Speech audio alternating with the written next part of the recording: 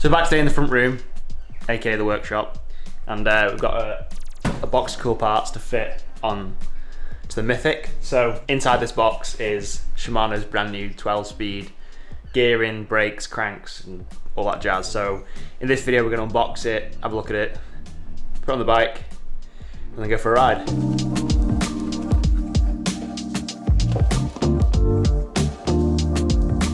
So that's pretty much what comes in the box when you get the brand new Shimano 12-speed drivetrain.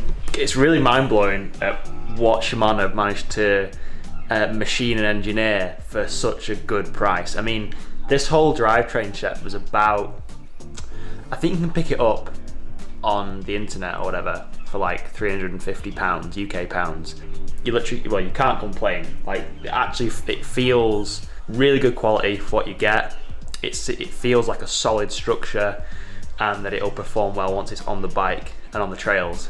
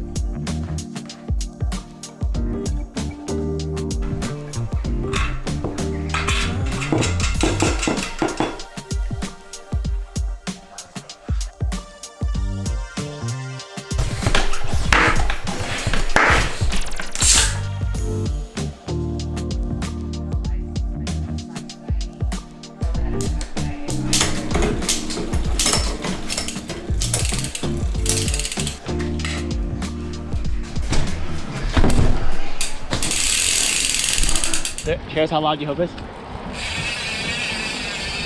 Nothing though. That's quiet. That's it, really green. I built the Mythique up, gonna kill two birds with one stone. It's a mega day, real warm. So we're gonna go up the Golfy and we're gonna go and test out all this new Shimano Deore stuff, put it through its paces, and give you guys a bit of a mini review on what it's like. Just pedaling up, and I thought I'd give you a little insight into what these gears are like. So we're on the 12-speed Shimano Deore stuff, and like any new set of drivetrain, feels mega. Real smooth shifting, one click, moves up and down, like glides up and down the cassette. No bother, no hassle so far. Feels really solid. Like, I know Deore is like one of the lower models that Shimano do, but it feels really solid. So at the top of the trail, I'm actually getting a video, doing some session on these top corners, some like nice switchbacks.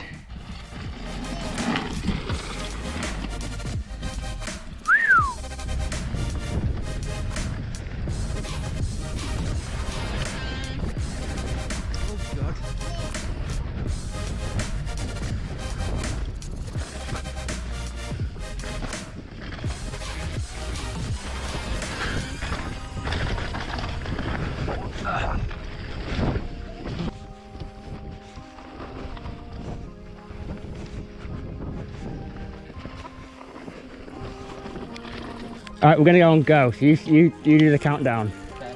3, 2, 1, go.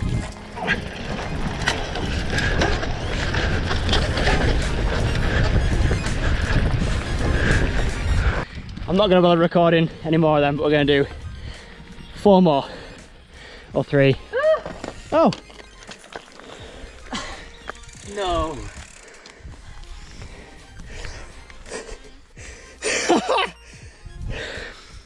Well, ladies and gentlemen,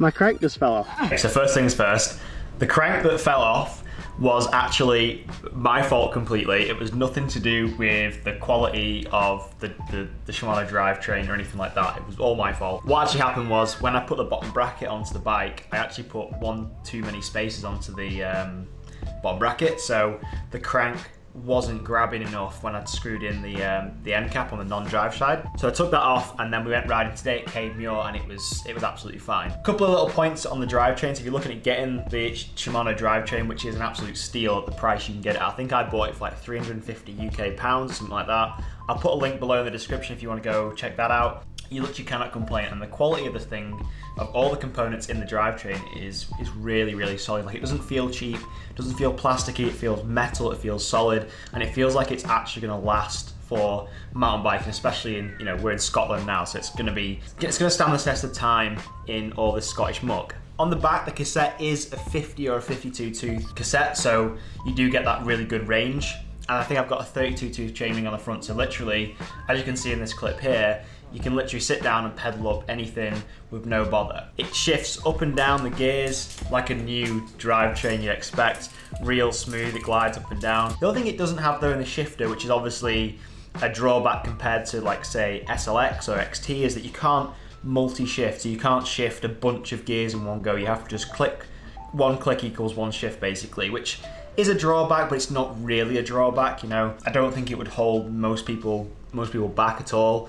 But again, £350 for a drivetrain, I think everybody can deal with clicking their shifter once to shift up and down a gear. The brakes that come in the drivetrain for me were the single piston, so they're just two pistons basically, two big solid pistons, and we rode some steep trails at Cape Muir today, which you can see here, and the brakes, you know, slowed me down sweet, and there was it wasn't really long enough to overheat or anything like that, but you know, they handled everything absolutely perfectly, and they have that traditional Shimano bike that everyone's used to. The levers are exactly the same feel and design and shape as an SLX, XT, XTR, whatever. You just don't get as much adjustment. You can adjust the lever reach, but you have to use an Allen key, a 2 or 3 mil Allen key I think it is, rather than just using a little dial, which the higher spec Shimano brakes have. But again, it does the job. I'm actually as well running 175 mil cranks with this group set, which is something that I've never done before. I'm always a shorter crank kind of guy, so back in the downhill days I would run 165 mil cranks, and then I've started to use 170 mil as my go-to crank length for enduro. And 175 I've never used before, and I've only ridden the bike twice with the new stuff on, and I haven't had any problems yet with clipping rocks or anything like that. So that's pretty much it. If you're looking at getting the Shimano drivetrain, or the Deore Shimano drivetrain, it is an absolutely fantastic piece of kit. It's solid, and remember, I've put a link below to go get it. Just don't do what I did and put too many space on your bottom bracket so your crank falls off after you do an interval sprint. Take care, I hope you enjoyed this video. If you've got any questions about the Shimano Deore drivetrain that I haven't answered in this video, is not clear, just comment below and I'll get them answered. Give this video a thumbs up if you enjoyed it, and make sure you get yourself subscribed so you don't miss any future videos. And we'll see you in the next one. Take care.